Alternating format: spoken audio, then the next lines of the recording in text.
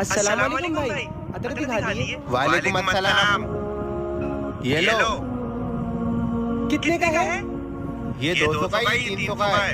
ये नहीं, कोई महंगा वाला दिखाओ। हाँ।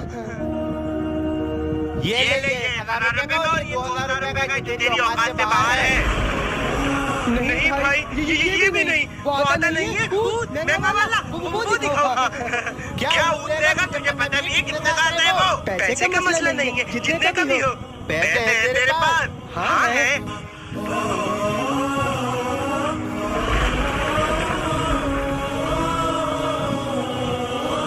लगता है भाई आपने बहुत मेहनत करके ये पैसे जोड़े हैं। इतना महंगा वो किसके लिए लेके जा रहे हो आप? रसूलुल्लाह के लिए।